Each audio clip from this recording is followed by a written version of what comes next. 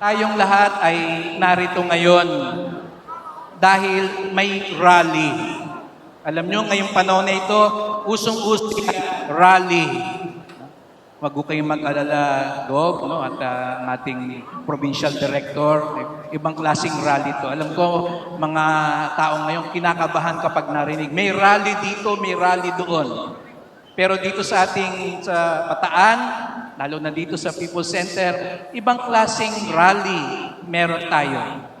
Ang tawag nga sa ating pagtitipon ngayon ay Grand Rosary Mass Rally for Peace. Ulitin nga natin, Grand Rosary Mass Rally for Peace.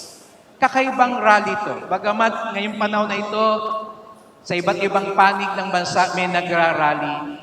Ibang klase ang rally natin. Sapagkat ang rally natin, hindi dadaanin sa dahas. Hindi dadaanin sa ingay. Hindi dadaanin sa kung anumang interes. Hindi gulo ang hanap ng ating rally ngayong umagang ito. Para lalo nating mapaglalim. Bakit nga ba tayo nandito? Ano bang dahilan ng ating rally? Simulan natin sa salitang yon. Rally. Spell rally. R-A-L-L-Y. Rally. R. R is for reflection.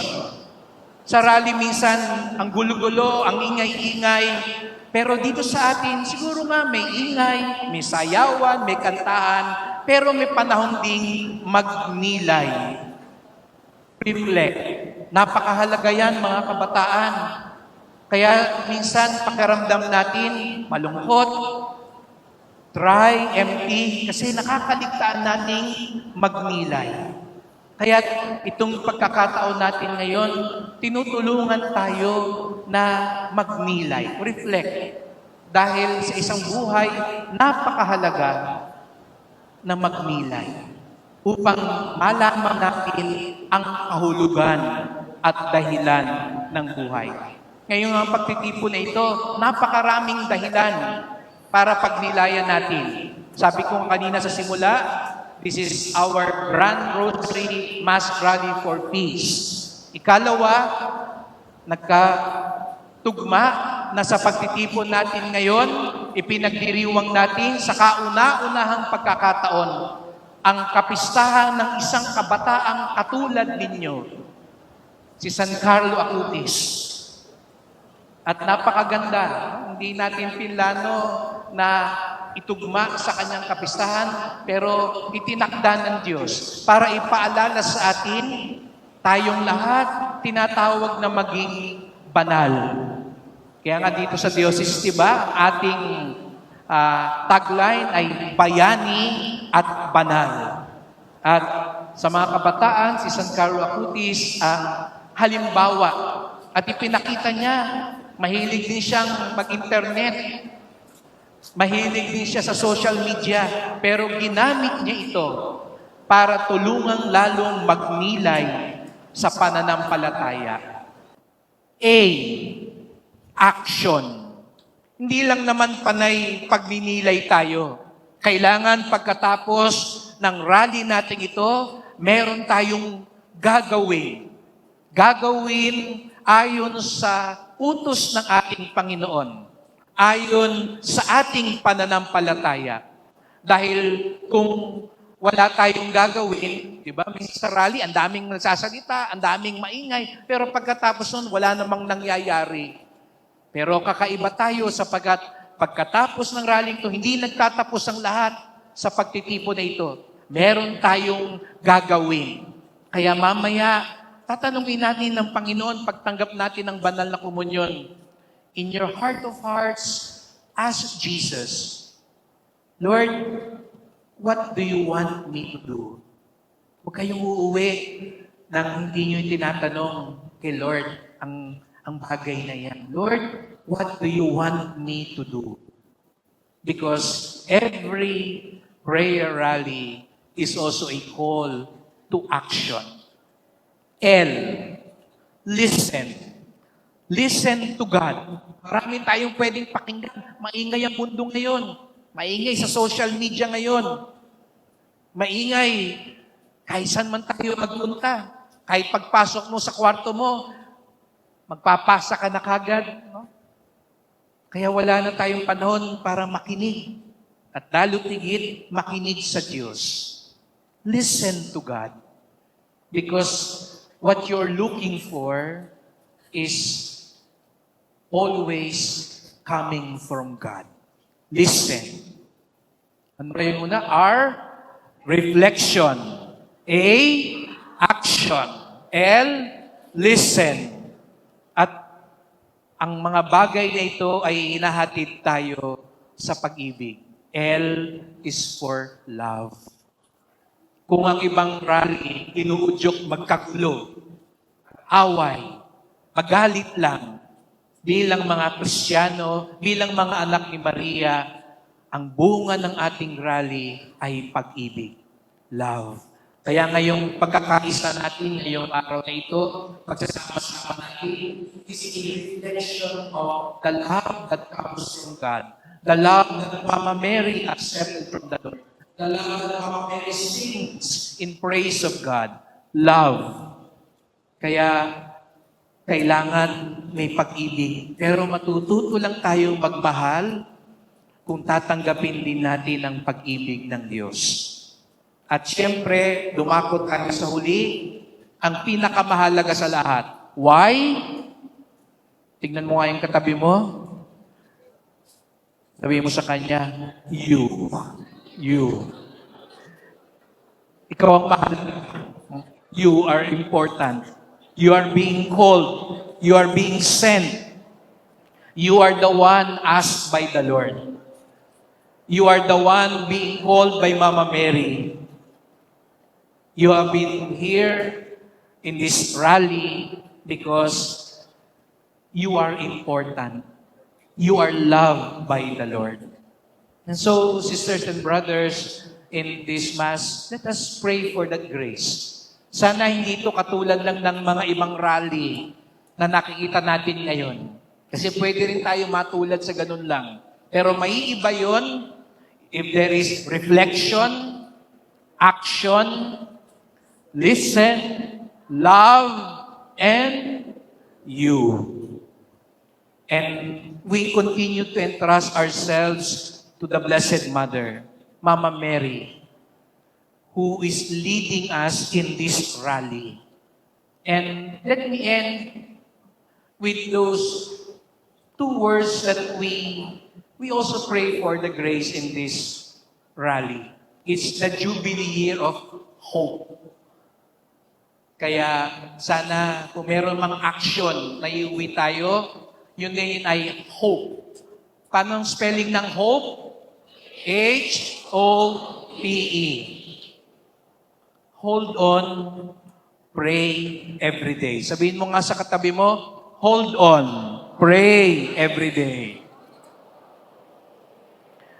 Yun daw ay ibig sabihin ng pag-asa. Hindi tayo napawalan ng tiwala sa Kanya. Kaya lagi tayo nagdadasal. Kaya lagi tayong may rosary. Kaya nga, ngayong araw din ito, sabi ni Pope Leo the 14th, nagkataon din yung panawagan ni Pope Leo the 14th na ngayong buwan ng Oktubre, magdasal ng rosaryo para sa kapayapaan. At sa araw na ito lalo, magsama-sama ang buong mundo, magkaisa, magdasal.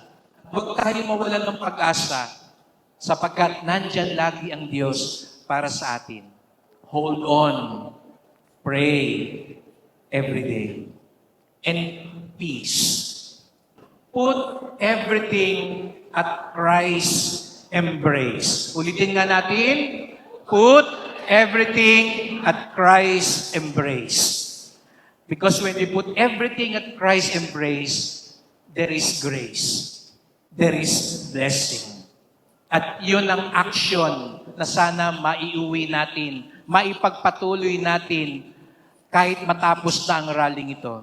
We hold on and pray every day and we put everything at Christ's embrace. Ito talaga ay huli na. No? Ito yung paboritong kwento ni Bishop. Alam ko narinig na ito ni Gob, no? Pero dahil nandito kayong lahat, alam niyo po si Bishop galing sa Quiapo. No? Alam po ng iba sa inyo yan. Dati ako ay batang Quiapo. No? Ngayon, probinsyano na ako. No? At sa beses sasama ko kayo sa Quiapo. Kung gusto niyo pumunta kayo sa Quiapo, no? Sabihin niyo sa mga pare doon, pinapunta po kami ni Bishop. Kasi gusto po namin magpa-bless sa kamay ng Nazareno. No? Sa beses imbitahin ko dito ang kamay ng Nazareno para mabasbasan ng ating lalawigan. No? Para ma-bless tayong lahat. Gusto niyo ba yon? Dumalaw sa atin ang kamay ng Nazareno. Ang gustong dalhin dito ang Nazareno, pumalakpak ng mas malakas.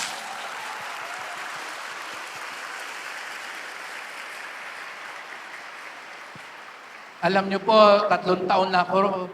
Alam niyo kami mga pare, kami yung unang-unang mahirap paniwalain. Mga madrid pare. Kami yung number 1 na skeptic lagi. Pero alam niyo po, sa 3 taong ko na pamamalagi sa Quiapo, napakaraming himala, pagpapala ang aking nasaksihan.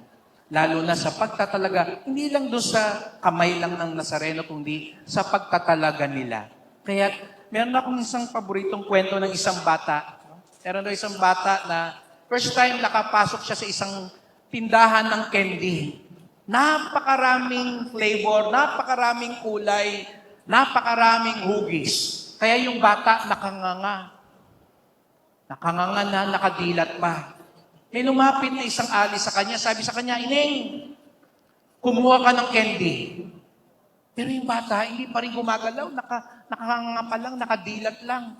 Bumalik uli yung ali, sabi niya, "Huwag ka nang mahiya, kumuha ka ng candy."